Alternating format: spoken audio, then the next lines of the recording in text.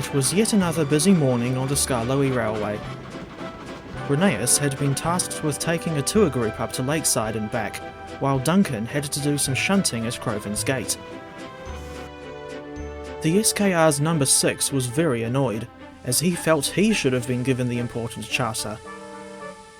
When there was downtime, he went off to join the other engines at the shed, and was just about to start his usual complaining when he noticed something about one of his colleagues.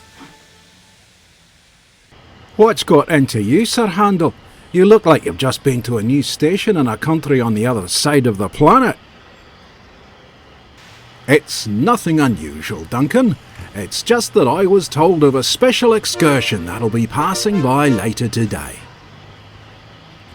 What are you talking about? RWS has already gone with the charter. According to Mr. Percival, his return run is a guaranteed connection with an excursion on the main line. Apparently it's being run to help promote the Farquhar branch.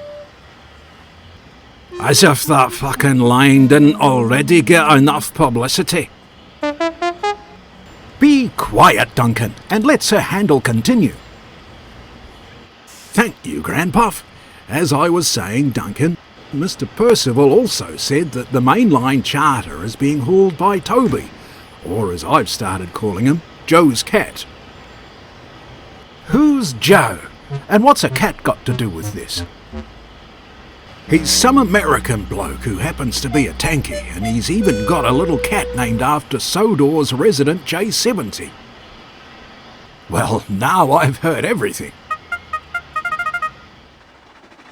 Duke, Duncan and Sir Handel kept discussing Toby's excursion for a little while longer, all while the standard gauge engines went about their work as normal. Just before Duncan could get back to his shunting, the thin controller came to the shed with an urgent request. RWS has broken down on his way back from Lakeside and needs another engine to help him get back here. Do I have a volunteer? May I be the rescuer, sir? Certainly, Duncan. I dare say RWS will appreciate it. Wait a minute, Duncan. I thought you hated extra work. It's most unlike you to volunteer for anything. That's as may be, but this time it's different. Ever since Skarloey told me the story of how RWS saved this railway all those years ago, I've had a great deal of respect for our number 2. That's the kind of attitude that would suit His Grace. Good luck, Duncan. And with that, Duncan made his way up the line to rescue RWS.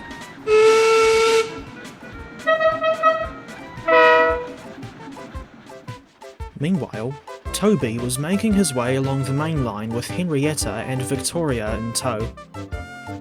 Although the NWR's number 7, Lucky 7, liked his simple life on the Farquhar branch, he didn't mind a change of scene every now and then. But at the same time, he was worried that his small water tanks might run dry again. Luckily, there weren't any disagreeable signalmen out on the line today, so no one gave him trouble when it was time to stop for water.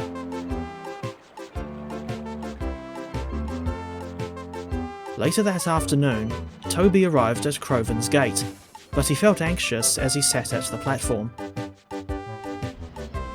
The minutes passed, but there was still no sign of the SKR's number 2. Oh, where could that blasted RWS be? It's not like him to be late.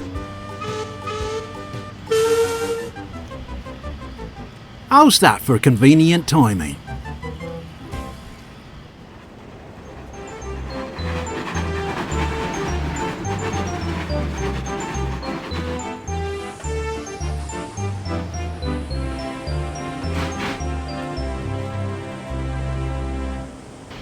Sorry about the delay, Toby. RWS had a problem with his valve gear again. Not helping the situation was this one passenger making unreasonable complaints about the state of our coach's seats.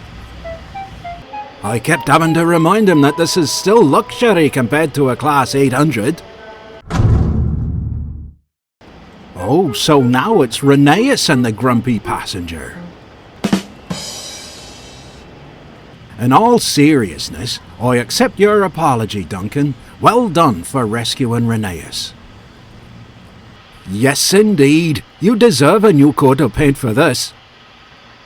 But I'm already wearing a new coat of paint. The engines all had a good laugh while the passengers transferred to the standard gauge train. Luckily for the Northwestern Railway's PR department, the passengers weren't too upset about the delay. Once everyone was back on board, Toby puffed away from Crovan's gate and continued his journey to Vickerstown via Ballyhoo. Meanwhile, Duncan left the coaches at the station and shunted Rheneas over to the workshop.